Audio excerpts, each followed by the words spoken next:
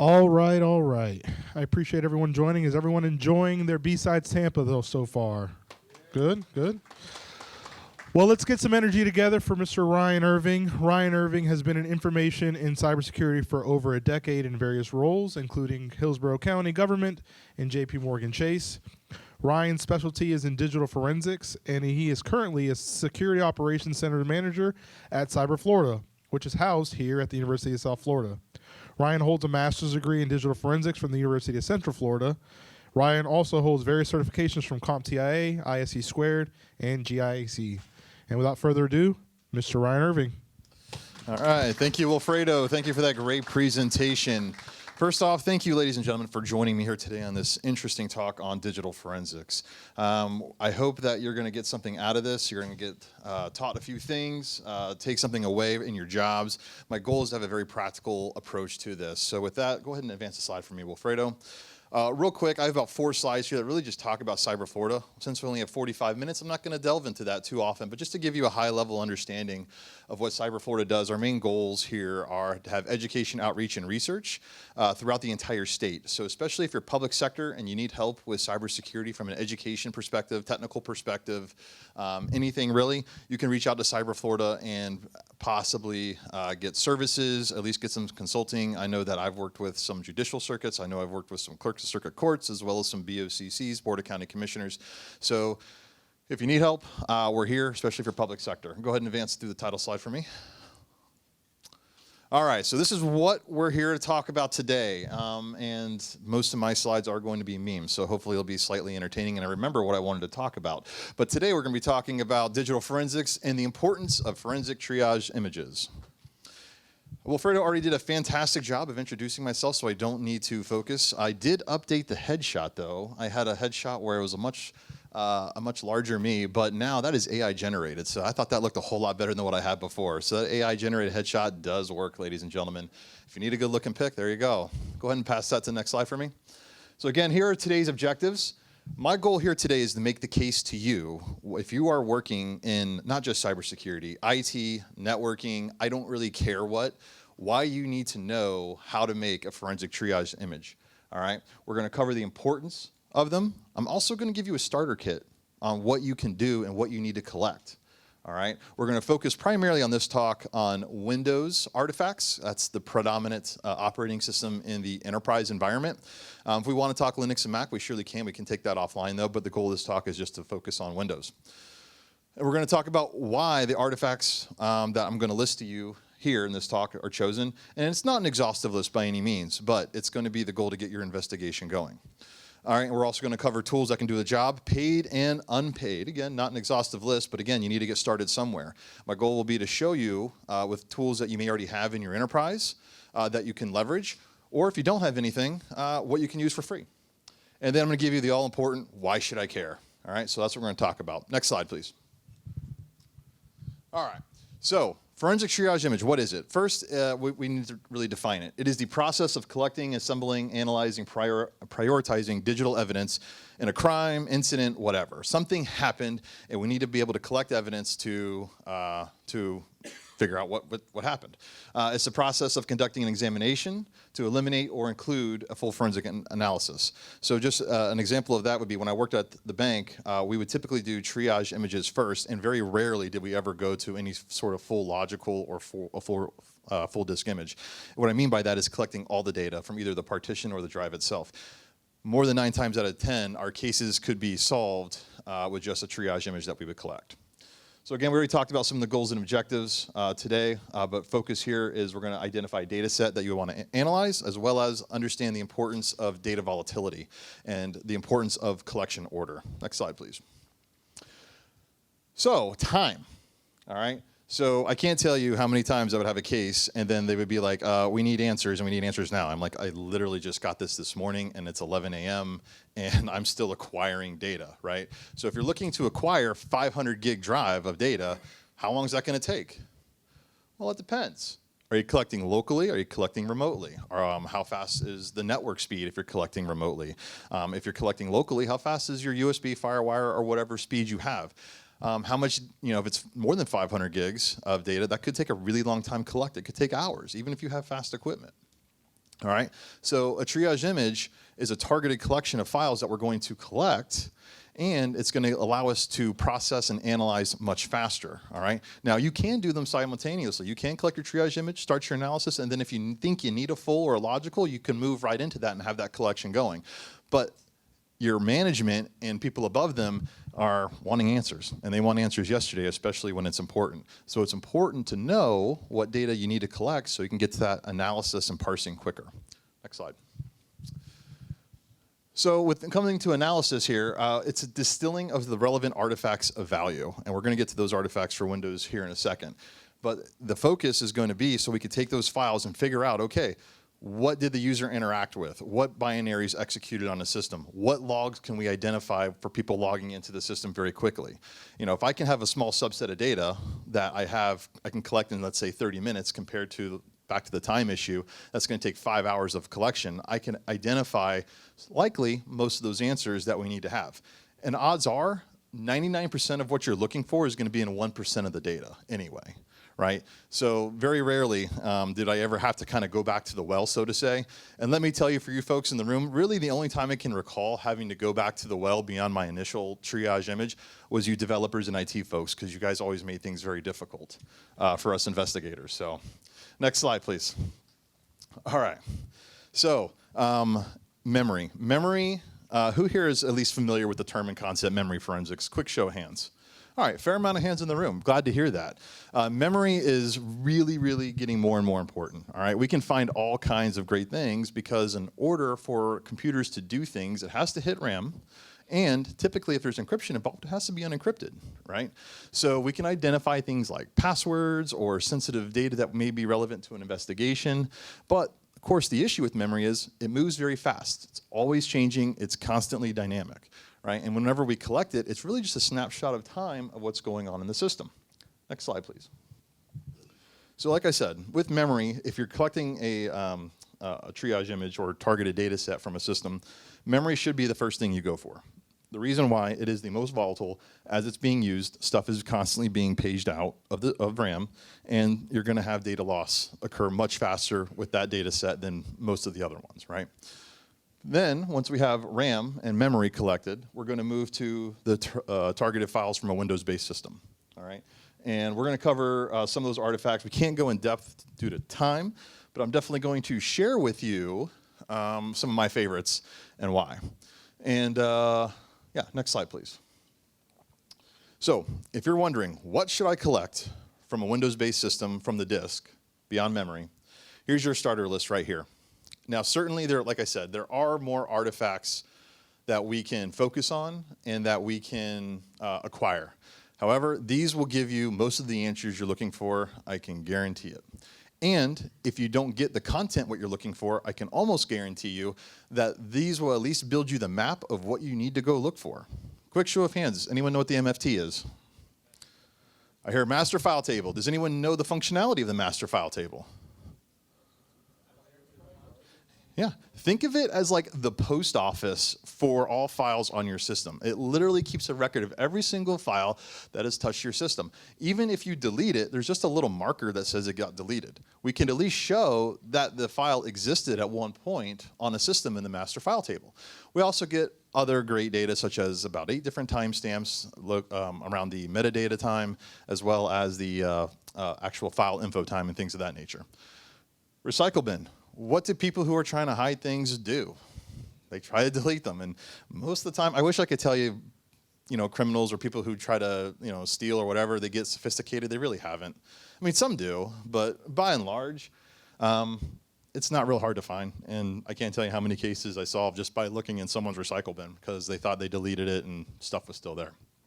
All right, so that's something you should definitely acquire. And again, I'm also giving you the pass here for these, at least for most of them, because it's important. With the user profile, I don't do the full pass because they're a little bit long, but they're all just within the user profile, and I would collect that anyway. Now, the user profile is very interesting because if you open up a Word document or PowerPoint or Excel sheet or whatever, there's about 4 or 5 different Windows forensic artifacts that will tell me you perform said action and associate it to your user account. All right. So if I say like, oh man, yeah, I never opened up that Word document, I never edited it or anything like that. I'm like, well, there's these things called link files, which really they look like shortcuts. Have you ever like opened up Word and be like, Word's like, here's your most recent documents. You ever wonder where that comes from or how it knows that? Well, it's stored in two different locations. There's one in your profile and one in your ntuser.dat registry that is within your profile. And it literally logs these files that you've opened up, and it's associated to your username. And also, depending on how you interacted with said file, maybe like through an open save as or file save as dialog box, it gets recorded in that way too. So with some of these files, I can actually determine how you interacted with said file, which just gives me more credence to my investigation, because I can say, well, you actually did this, and this is how you opened it up. And I tell you what, I've got a lot of deer in the headlights when I said those sorts of things when I know that level of detail. Okay, jump list. Jump list is another one of my favorite artifacts. It's very akin to link files, but it gives us additional data. Now, what is a jump list? On your Windows taskbar, have you ever clicked, like, say, Word or Outlook or some application and you get a list of files that come up that you've interacted with? That's what a jump list is. All right, that gets recorded into an unstructured database within your Windows profile. And while it only shows you 10, I don't know if they've actually figured out the threshold of how many entries it stores. Like, it could be a bunch, like thousands, okay? So not only am I finding like those 10, but really I can go way back in time and see the files you interacted with. Also, it does sometimes capture binary execution, so at times it can be an identifier of evidence of execution, but predominantly I use it to associate file activity and file knowledge that someone has interacted with it, okay? ntuser.dat, I've talked about that a little bit. It could be excellent, again, for identifying what files you've interacted with, and it correlates very strongly to link files and jump lists, as well as other attributes and actions that you've taken. Userclass.dat, I think it's sometimes an overlooked forensic artifact, but this is also known as what's called shell bags, when it actually tracks the folder and the folders in the order that you actually click through folders. So a lot of times, I'll actually include that forensic artifact in a timeline with the files you interacted with, and I can literally piece together the folder path you took to get to said file. And when I say you went to folder A, to folder B, to folder C, to confidential, to salaries, and you opened up everyone's salary.xlsx. What do you have to say? You know, so that's happened. SRM database, that's an excellent one too. Stands for System Resource Utilization Monitor.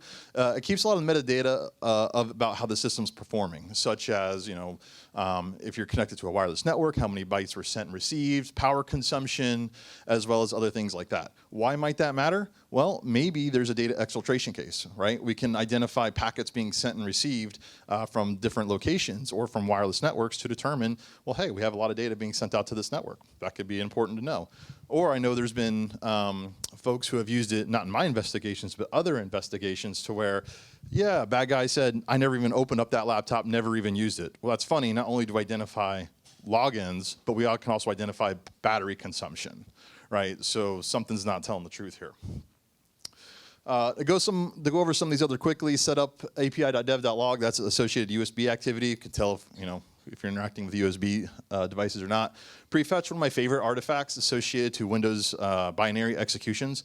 Not only do we get the first time and the last time that you executed said system, but data embedded within these files actually have the last 8 timestamps total when the binary ran, as well as it keeps an overall run count of how many times the binary ran, as well as possible things like volume GUIDs and things like that. So there's a lot of good activity that could be identified in there, as well as potentially, like if I double click a Word document when Word starts, when Word might actually have a full reference to that file path as well. And we could identify DLLs, things like that associated there. Registry hives. Registry hives are basically what? It's basically a database of Windows settings. Again, we can identify anything from user activity to USB activity to mount share activity, a bunch of other things. Now, I don't have enough time. We could actually have a whole class on just registry forensics. That's a week long, right? The point is we can get a lot of good forensic value off of that. But one important thing I do want to note, has anyone ever in the registry folders in system32 config ever see a .log1 and .log2 file associated to a registry hive? Has anyone ever seen that? Raise your hand, because if you are, I'm proud of you. I got 2 hands in the air. Very proud of you too. Now, do you guys know what those files are? All right, no hands. So this is going to be something that everyone can take away, okay? These are the journal transactions that have occurred that have not yet saved to said registry hive. So for example, you may have like the system registry hive, you'll have the system.log1.log2. There are changes that have occurred that have not yet written to registry. So if you're doing an investigation and you acquire the system hive, do you have all the recent updates for that hive? No, you don't. You could be missing potential evidence, and that's the important of this. So what I've done is I would always collect those, and then there are tools we can leverage to basically run those journal entries into a new hive. It'll take the actual hive, run the log files, and actually merge them together into a new file, and then we can look at it that way. And the tool to do that, I don't have it in this talk, but there's a tool called Registry Explorer. That's by the same creator of a tool I am talking about, and I'll mention that. But that's what I use to basically run those. Of course, Windows Event Logs, that's an excellent resource for authentication, service actions, all kinds of other things, is something that you should collect. And then amcache.hive, I think another kind of overlooked artifact. A lot of times I put an asterisk because a lot of people are like, oh, well, that's evidence of execution. We can prove that a binary ran on the system. It's been proven that's not exactly true. Like, it's kind of hit or miss on whether something actually ran on the system. But what it can tell us is file existence. So if there was malware on a system or some binary of interest that you were looking for, and it's within that registry hive, because really that's all it is a hive file, just like the other registry ones, we can prove that that actually resided here on the system at one time. Not necessarily as ran. We might have to refer to the registry or prefetch to prove execution, but at least similar to the MFT, we can show that it was there. Next slide. Now, if you want that and much more, I recommend you go to SANS, you create a free account, and you get the digital forensic artifact poster. You know, I'm kind of a weird dude. Like, I had this up in my lab when I was working, at the bank. I had this up in my personal office. I mean, I know some people have like maybe inspirational like pictures in their office or on their wall, or maybe as a kid you had like some model poster. Me, no, it's digital artifacts, right? I want the forensic artifacts hanging up in my room so I can understand what it is I'm looking at. But again, you can get a free account from SANS and download these posters, and they're extremely helpful. I would pin them up, and whenever I'm doing an investigation, I can't tell you how many times I reference them. Like, what was that artifact again? What was the location? What's the meaning of it? Does it make sense? Is there anything odd going on? Again, free resource you can leverage. Next slide. All right. So now we've talked about the artifacts. We've talked about the importance, but how do we collect it, right? How do we collect it? How many CrowdStrike users in the room? All right, at the enterprise. Okay, we got a few hands in the air, right? So if you have your EDR tools, CrowdStrike, SentinelOne, Carbon Black, Microsoft Defender, whatever, you likely already have some capability to collect these in your enterprise, right? You just got to figure out how to connect to the system and do it. And we'll talk about that with CrowdStrike specifically, as well as a free tool here in a minute. But they have the capability to help you do that. Now, targeted collection tools. We have FTK Imager, Encase, F-Response. Those are specific forensic-related tools. Encase does have an enterprise version that allows you to install an agent and collect. FTK Imager, you can deploy that to a local system if you had to, and then kind of run it locally on the system. CAPE, or the Kroll Artifact Parser and Extractor, that's by Eric Zimmerman. He's also the creator of Registry Explorer that I talked about before. We will be actually talking about that and giving you something to walk away with. It's a free tool that you can download, even as long as you're like not a consultant using it to get paid. They pretty much give it away for free. Kroll does. Binalize, that's another, and Cyber Triage, those are paid tools. Belkosoft RAM Capture, that's actually for memory collection. That's actually a free tool that you can get. It's one of the best free memory collection tools that I've ever used. So if you're looking to collect RAM, Belkosoft's RAM Capture tool is what I would go for. Velexity Surge. Who in the room has heard of volatility, the memory forensics? Okay. So Velexity is the commercialized volatility, and they created it in, which, by the way, it's like, I think it's like the only real good commercial memory forensic parser. But they created a collection tool called Surge, and it can collect RAM as well as targeted files too. So if these are things that you have, either paid or unpaid, that's a way to get this done. Next slide. Not the best screenshot to look at, but what we're looking at here is the CrowdStrike real-time responder console. Anyone familiar with this screen?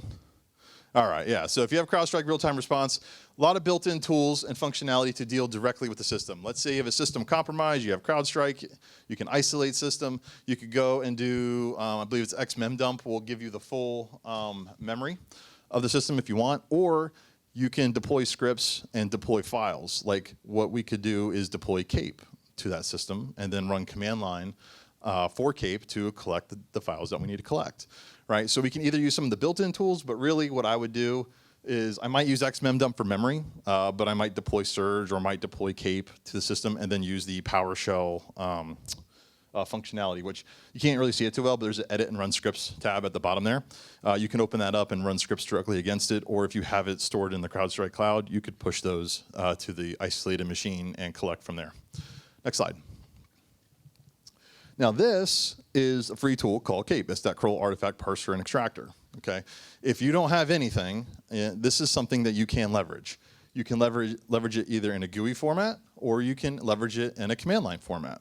And what's nice is in the GUI format, and it doesn't show in the screenshot here, but as you check things and click things, it starts building the command line for you at the bottom, which is nice. Why do we want tools that can do command line functionality? Anyone know? Hand in the back. Okay, yeah, if you don't have a GUI, but even more powerful than that. If I could use command line, we can script it. And if we can script it, then what can we do with it? We can automate it, right? So the GUI is going to help us maybe do one-off, figure out what we want to run against a system. But once we know the command line activity, we can automate it, right? And once we can automate it, we can hit multiple machines at once. So if we have a compromise of 20 assets, we could push it through CrowdStrike, whatever, and then deploy scripts and run it all simultaneously against those systems, right?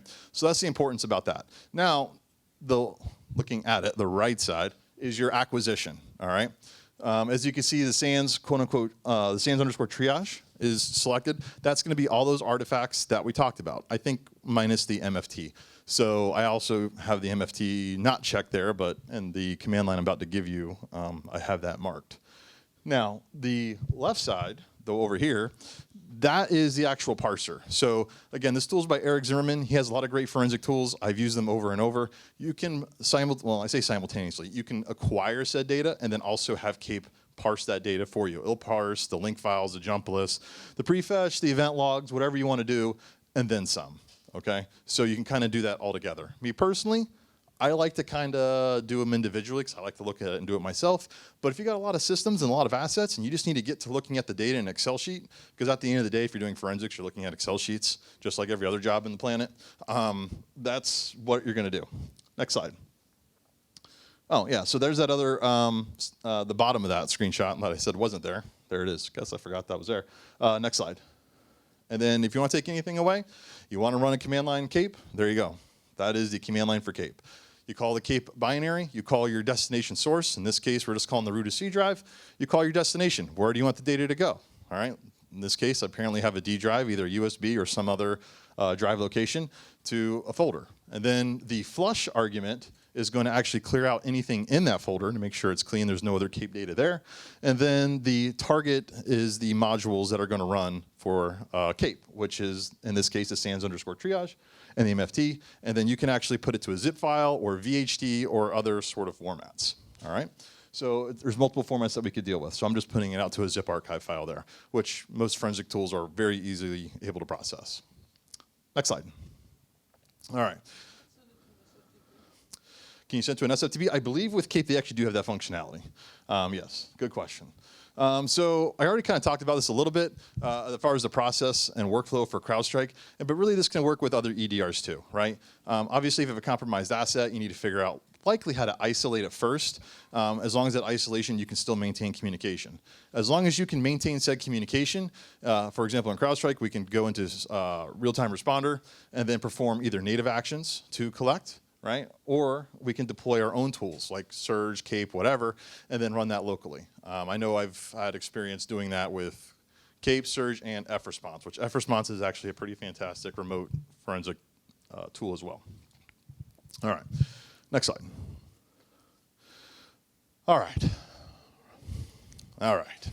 So to take one of my favorite comedians, Dave Chappelle, and some of the things that he has said before in his skits, he's like, you know, poor is just a mindset that few people ever really come out of.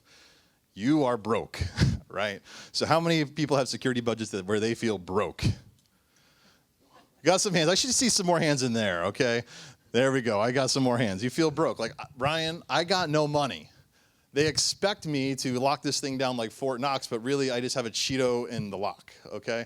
And where the bad guy just pushes it in, right? So I've worked there. I've been there. In fact, I'm still kind of there, right? Like, so I feel that pain. I feel that pain. So what can we do when we don't have any money for CrowdStrike or SentinelOne, or maybe we're so bad off we can't even get the Microsoft Defender license? And if you're in that place, we need to talk, okay? So next slide. Again, free tools, all right? FTK Imager, it's an oldie and a goodie, and here's the way I like to describe FTK Imager. It's like a bad relationship, okay? It's like you leave it, you never want to see it again. It hurts you so many times. It was an abusive relationship. It said it was collecting, it lied. It didn't collect the things it said it collected, and it was just like, ugh. But you know what? And the newer tools, the grass is always greener, and they usually work. But then there's those times where it's like, why are you failing? Why are you failing? And you know what? And this actually happened to me in a case. I was actually doing a Windows 11 system. And it was like one of those like hybrid tablet laptop type of things. And I'm like, why are you failing, Magnet? I love you. I love you, Magnet Forensics. Please don't fail me. Magnet Response, thank you. Okay? But I'm like, all right, I can't collect it. It's just failing. It's not working right. So what did I resort to? I resorted to FTK Imager. Not my favorite way to collect things. I know it misses things because I've caught it missing things before, especially with memory. But I had to go back to it because I needed something, right? So it's one of those I kind of keep in the toolbox, and I hope I never have to use it, but if I have to pull it out and use it, then I will. All right. Bilkosoft RAM Capture, not a better forensic memory acquisition that I've used. Magnet Response, it's a relatively newer incident response tool. Again, it's free. Magnet Axiom is a commercial product, but they offer this for free. They collect RAM, targeted files, and things of that nature too. Highly recommend you check it out. And Siler is a very easy binary to collect targeted files and with a very easy to make text configuration file. Next slide. But what about at scale? All that one-off stuff is nice, but what if I have a bunch of assets? That's where Velociraptor comes in. Anyone, quick show of hands, heard of Velociraptor? All right, good. That's a fair amount of hands. Probably about maybe about half the room, a little bit less than half the room. All right, because remember, we are still broke. We have no money. All right, we have no money to do anything. But that's where Velociraptor, which is still freely available, even though Rapid7 acquired them. So if you have Rapid7, you're a Rapid7 customer, maybe reach out to them, see what they're doing for Velociraptor.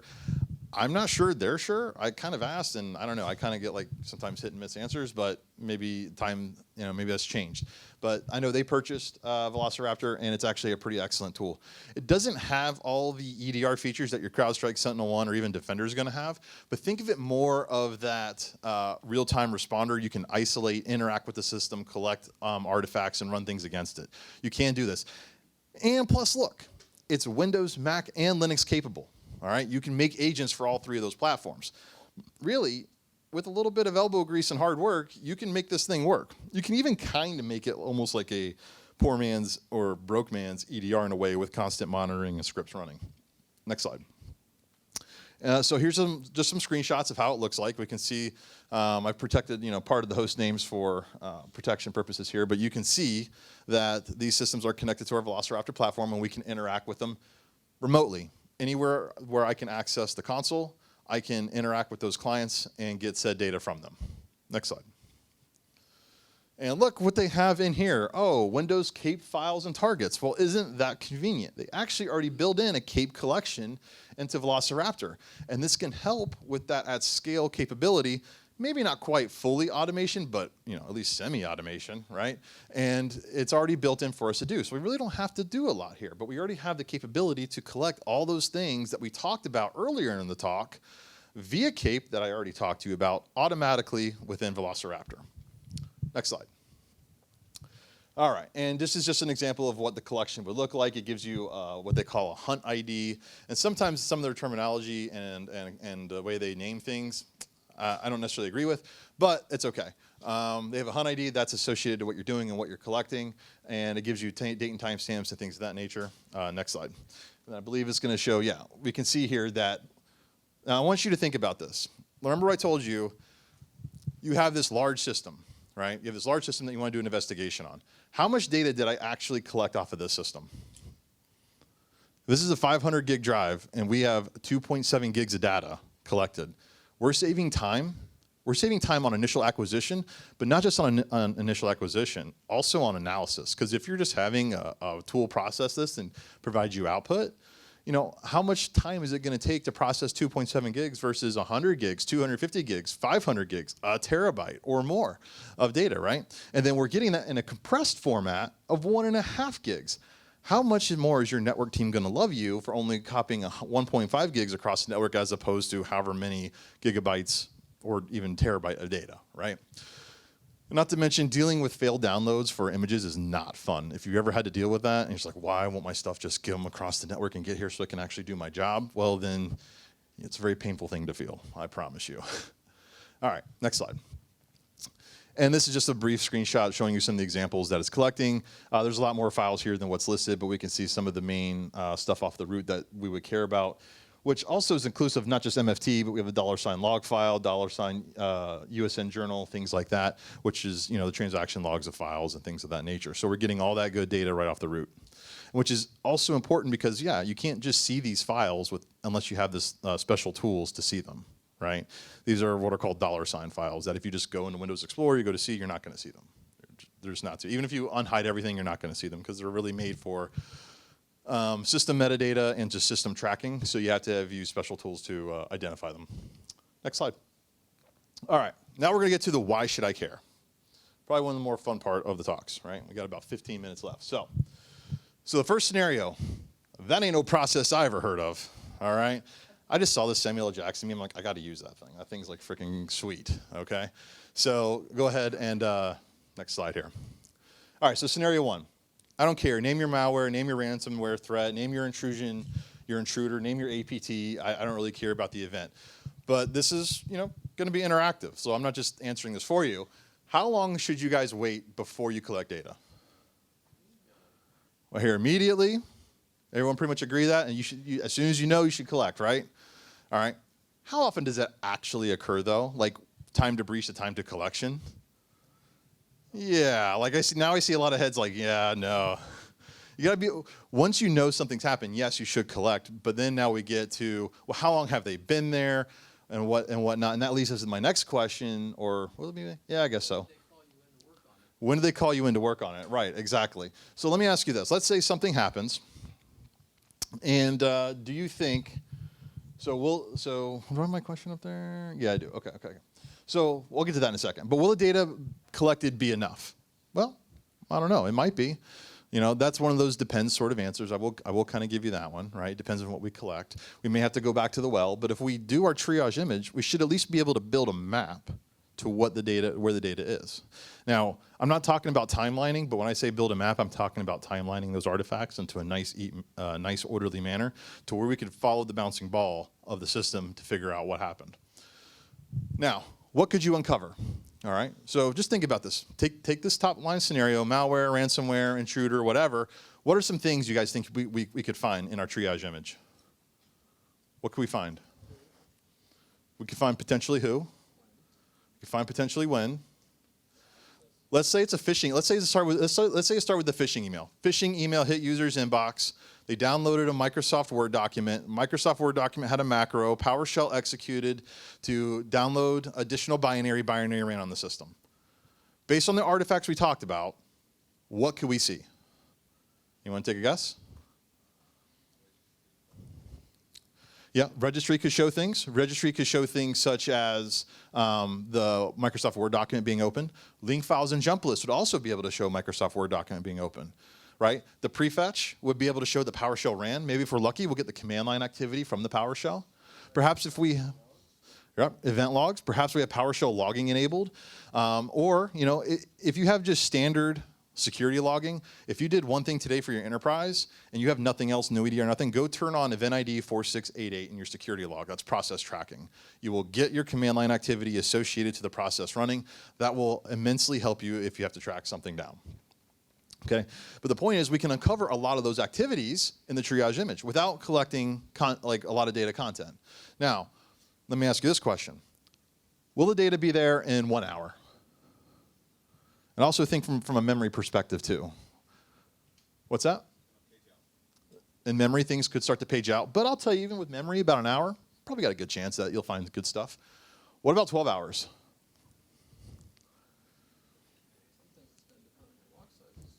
Something is going to depend on log sizes. We're going to get there in a second, right?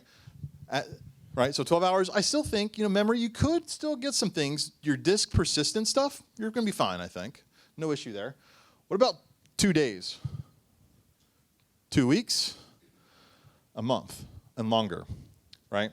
Now, why do I mention these times like this? Because if you do not have this skill or capability, either yourself or in-house, and you have to rely on a consultant, you got to rely on law enforcement, you got to rely on someone else to do it.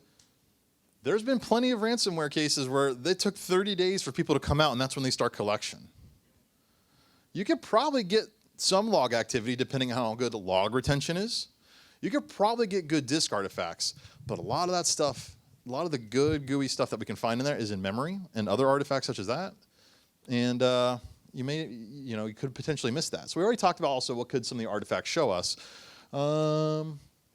Right. So just to kind of wrap up this scenario, you don't just have to collect a memory and triage image, but it's great to start, and it'll let you jump to analysis. You can always go back to the well, right? You can always go back to the well, but if you have that image of memory, you know the memory's changing, you're going to be able to have that and have people analyze that, right? And with the triage image, you're going to be able to get probably all the answers that really matter. Or if you don't, you're going to have the map to know where to go to. Okay, well, this IT person did this, and they have this special folder in the program data folder, and then now I got to go and collect that. That happened to me a lot, especially with developers. So next slide. All right. Next scenario, insider threat. Predominantly what I dealt with, right? So just a quick there, my bread and butter cases where people just basically, trying to steal things or accidentally moving things in manners of email, uploading to websites, or even just printing off data, right? Just print, I actually had a case where a guy tried to print off 800 pages of source code or something for their application. I'm like, dang, that is, you know what? You are trying, sir. I can at least give you that, right? So next slide.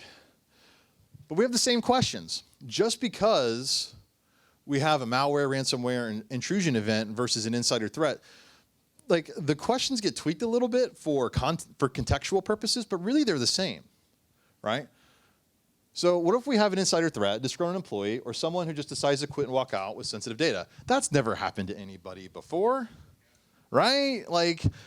No one just walks in and plugs a USB in, takes all your company data or your personal or your organization's data and walks out or tries to print. That doesn't happen ever, right? No, of course it does, all the time, right? So again, how long should we wait before collection? Right? As soon as we know about the activity, we should be able to do that. Now, I'll tell you some of my experience. I was working in a place where we had a full packet capture solution. Not many places have that, right? But we're able to acquire full network traffic, including decryption, right? So even if it was encrypted, we could acquire the decrypted network traffic contents. Problem is retention, right? When you have hundreds of thousands of employees using this solution, data retention for that becomes, an issue, right? So if we get a case that came in, right, and it came in, say, 20 days after an event actually occurred, and we only have about 26 days of retention on said solution because it has literally petabytes of data on it, and by the time it hits my team and then it comes and gets assigned, we're now at 23 days, and that's a Friday, and then the weekend goes by, and then I decide to look at it. Well, now I may have lost that data, right? So again, how long you wait before we collect the data can be an issue. Now, thinking of our triage image, right? Let's say this person copied a lot of files to a USB drive or tried to email them out or whatever, like I talked about. Will the data that we collect be enough? I will tell you more than 9 times out of 10, my triage image, I never went beyond, right? I could show that they, I could show their actions, and most users just keep it in their documents folder or within their profile. As long as they were doing that, I was collecting the whole user's profile anyway for the subject of investigation, right? So odds are I always had it, especially with what I called print cases when they were just trying to print content out and steal it and all that sort of stuff. Those are pretty easy to identify, right? But, there were times where people password protected files.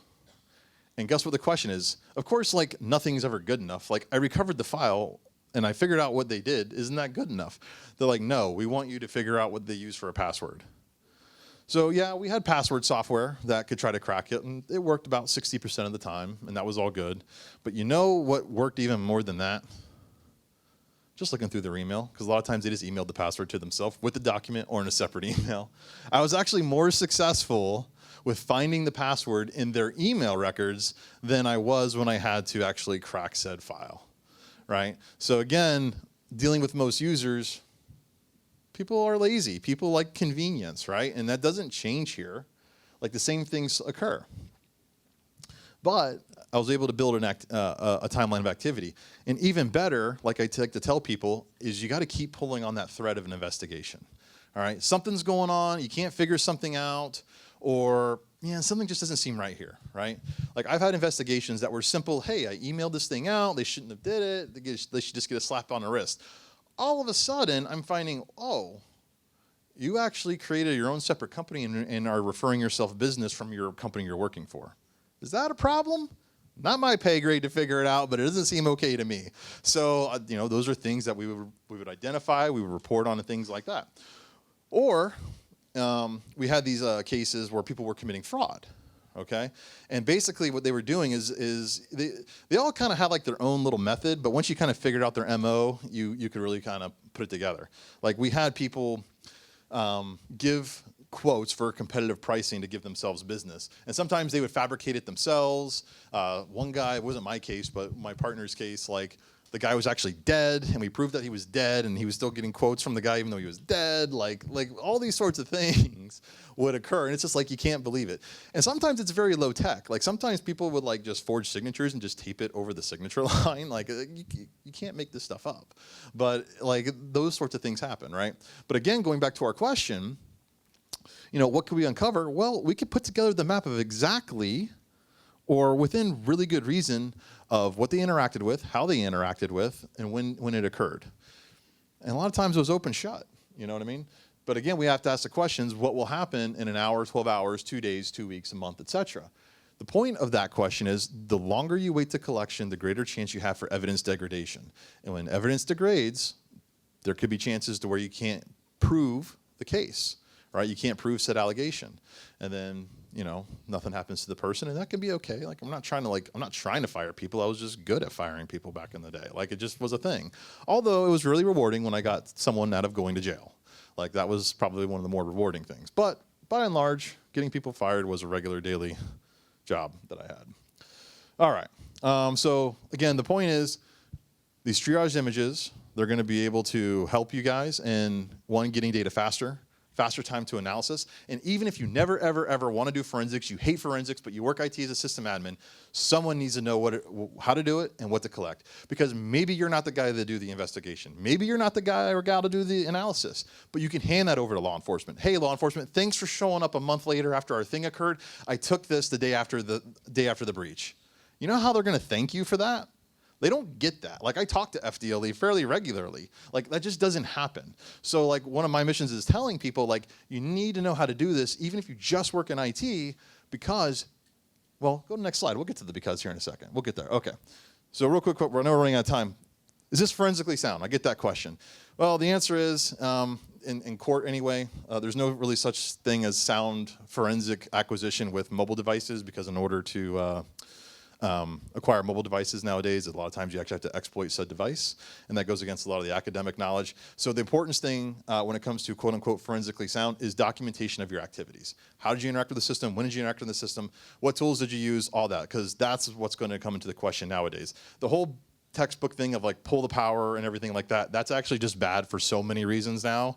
Full disk encryption, all that sort of stuff, that's for another talk. Next slide. And the point. Data preservation. As I just mentioned, you need to do this. So if you bring your consultant in days after FDLE, law enforcement, FBI, Cyber Florida, I don't care who it is, you actually have a snapshot in time of some evidence. Even if some things are missing, you're going to at least probably be able to put together that map of where something existed, okay? You can prove that something was there at one point or that a user took this certain activity, right? And it's going to lend more credence as opposed to, well, now we're 30, 60 days out, whatever, and now we're starting collection, as opposed to when closer to the time of actual event. Next slide. All right. And then, again, like I mentioned, longer the delay, the greater the degradation of evidence, which means you're not going to find things. And that is a difference between maybe you being the hero and maybe you having an RNG or a resume generating event, or RGE. So timing is everything with that, all right? And the quicker you get that acquisition, the more likelihood you will be able to find your artifacts and events of relevance. And next slide. That's going to be it for me, and wrapping up here, 1:44. So, any questions? All right, very good. Thank you. I'll be up here for a little bit if you have any questions. Thank you.